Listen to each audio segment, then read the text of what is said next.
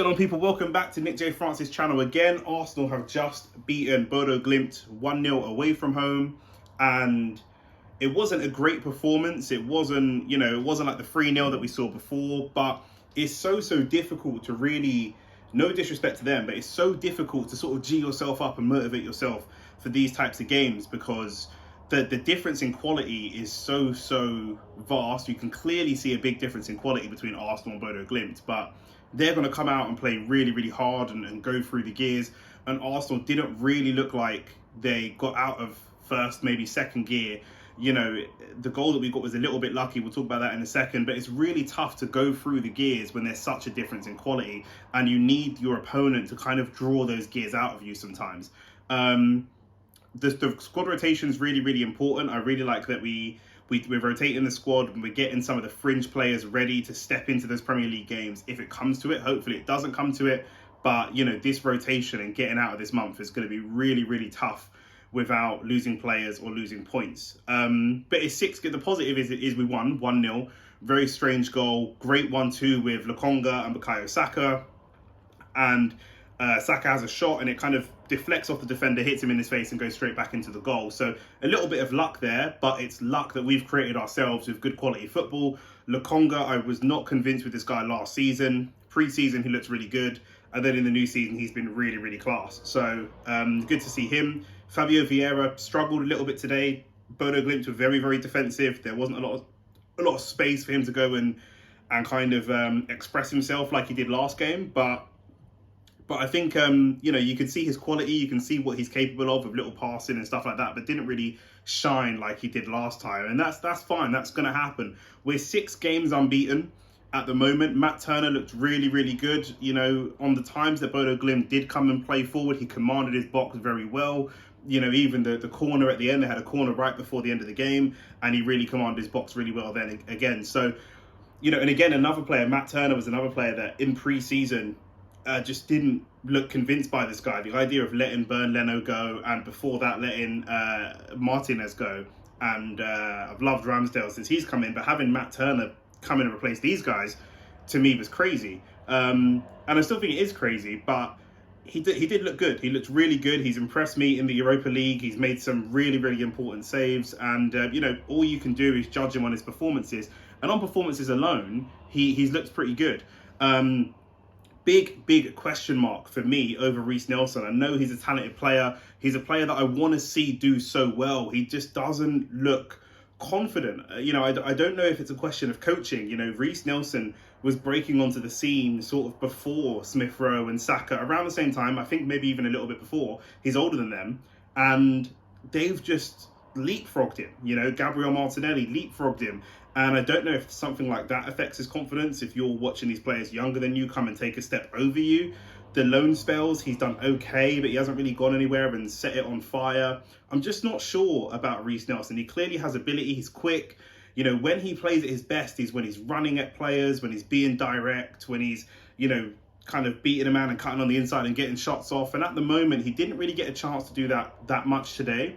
And the 1 or 2 times that he did do it, the shots were wayward. It just, the last little bit of quality wasn't there. He definitely needs more minutes. I don't know if a loan spell in the Premier League, not this season, but next season, I don't know if we loan him out again, is it worth us continuing with this player? He's a player that Arteta says is a special talent. I think he absolutely does have bags of talent. But I do think a lot of it is confidence with Reiss Nelson. So that's the real question mark for me. Now we've got Marquinhos coming in. If he starts to leapfrog Reiss Nelson as well, then there's real question marks there over this player, and we may need to look at other options. We know that we were looking at a winger in the transfer window. So, but yeah, it's 6 games unbeaten, which is a positive. 3 in the league, 3 in the Europa League, and we're gonna need this run of form. Like I say, we're 4 or 5 games down now from October. This is the month of 9 games in a month, which is crazy.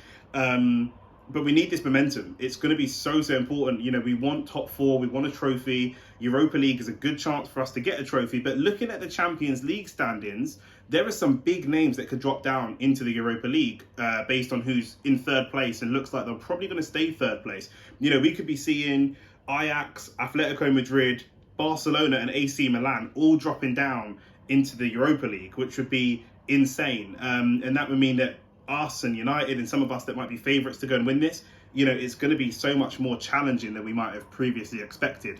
But, the group stage, this is what it is. We have a 77% win record in the Europa League group stage, which is what we should have. And I think some of those losses came under Arteta when he was early, and Emery as well when our team wasn't quite doing so well. These are games we should be winning. Don't get me wrong, these are games we should be winning, but these are very much warm-up games for the weekend's games, right? The weekend's games are really the key for us to get back into top four, get back into Champions League football, and if we can win a trophy on top, then that's great. And these games are for resting our key players like Gabby Jesus and Ramsdale and different players like that, and just getting the players that need to get up to speed, getting them up to speed. But it is good that we know that we've got Lokonga and Vieira and some of these players that can slot into the first team if we need them, which, like I say again, hopefully we won't. So it's a good warm-up for Leeds. Leeds on the weekend is going to be a big challenge.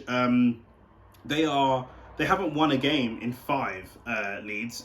We know about their athleticism. We know about how much under Bielsa they just used to run at teams and play that sort of rock and roll football, if you like.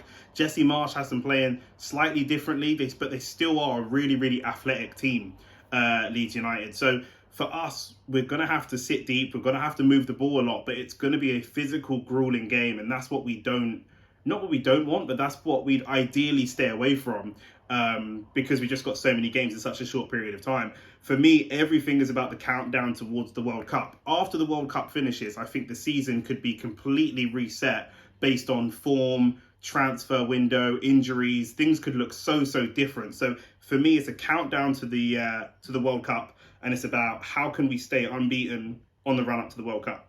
But overall, unbeaten in the Europa League. I think that's game 4 that we've played. I can't remember if that's game 4 or not. But yeah, I think that's game 4 that we've played. We've got 2 more games to play. We should top the group, and we should avoid any real scary, hairy moments in going into the knockout stages. And that's what you want. It's all about momentum. Like I say, we could be seeing big names drop down. But, it's a standard 1-0, a little bit of luck. We didn't really get out of first, maybe second gear. And that's really all I've got to say on it. There's not a huge amount left to say. Bodø Glimt, they put up a good fight. The gap in quality is obviously huge. And there's not much more to say. We just have to look forward towards Leeds. And if we're not playing well, we have to keep winning. If we're not playing well, we have to keep scoring goals. That's the most important thing. Even, we can go and blow teams away 3-4, 5-0. But I'd rather consistent 1 and 2 nils than winning some games 4-5-0 and then losing other games. We have to keep putting points on the board. And the boy BUKAYO Saka scored 2 against Liverpool on the weekend and then scored today against Bodø Glimt again. So that's 3 goals in 2 games. He just looks on really good form. And again, coming into the season, at the beginning of the season, people were saying BUKAYO Saka looked really quiet. He didn't look himself. He looked like he was a shadow of himself.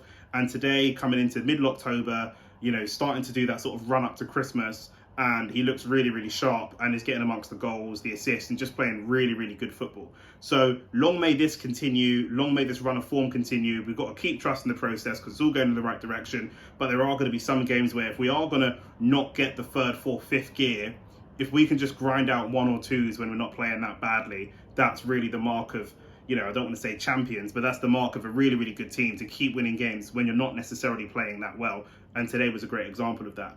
So that's all I've got time for. There's not a huge amount to say. But yeah, make sure you like, make sure you subscribe. We'll be back on Sunday after the Leeds game. And that's all I've got time for.